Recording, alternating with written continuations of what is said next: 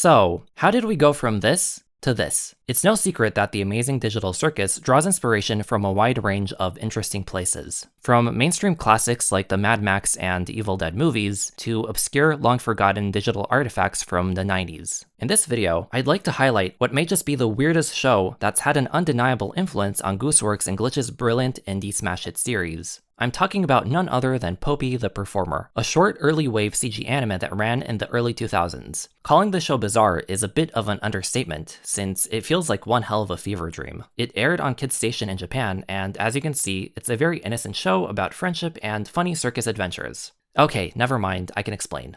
Well, actually, I can't. Let's just put it this way. At first glance, both The Amazing Digital Circus and Popey the Performer may seem like innocent shows that appeal to younger demographics, with their colorful character designs and wacky settings, but the closer you look, the more you'll see the darker tones and unsettling elements that both of these series share and play around with. I think it's safe to say that on a base level, the biggest similarity between the shows is the fact that they both take place in a circus setting where random shenanigans happen. Visually, TADC takes a lot of inspiration from this era of 3D models and CG animation. At the core, both series go over what seems to be a never-ending loop, where a new day starts, and the characters are stuck at the circus, where they have no choice but to engage with whatever insanity gets thrown their way. When it comes to Popey's show, due to budgetary restraints, most of the series takes place in the circus grounds, with occasional interruptions. Later into the show, many episodes take place in the desert that's right outside of the circus. With The Amazing Digital Circus, the characters themselves are players in a video game that are stuck within the confinements of the digitally generated circus grounds.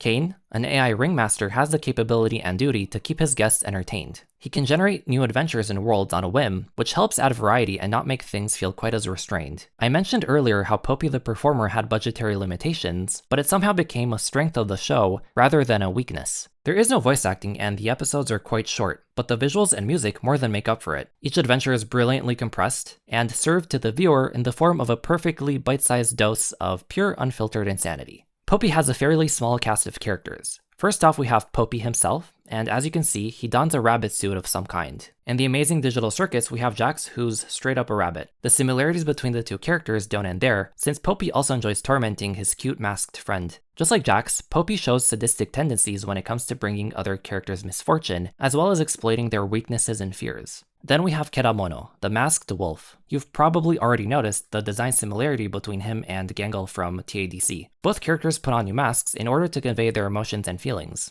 Keramono has a large selection of masks that he can choose from, ranging from regular expressions to mimetic faces and straight up nightmare fuel from hell. Since Gangle can also talk, she doesn't need as many masks as Keramono in order to communicate. There's also Popey's father, whose name is Poppy. Yeah, for everyone's sake, let's just skip over him. I guess in a way he sort of resembles Kane, since he's also an enigmatic, overpowered figure that can basically do anything. In terms of story, Popey doesn't really have one. It's very episodic in nature, and only God knows what awaits you with each new episode you watch. But I did find a few other similarities that reminded me of scenes from TADC. For example, Popey has a dedicated episode where the characters rehearse the opening theme song and things go wrong, which also happens in the first episode of The Amazing Digital Circus. Jax enjoys breaking the fourth wall and even communicates directly with the viewers of the show. In contrast, Popey did something really fun, where the spectators are quite literally an unbreakable brick wall. Both shows also share this raw, unhinged energy where literally anything can happen and logic is just a social construct. I found it funny how both series have promos that feature sharp objects being thrown around with somewhat unfortunate outcomes. Don't worry though, as you can notice in these episodes, safety always comes first. Here's a few other scenes that somewhat resemble each other. I think that's about it, though it should be noted that as of the making of this video, only 4 episodes have come out for The Amazing Digital Circus, so it's possible more similarities will pop up down the line.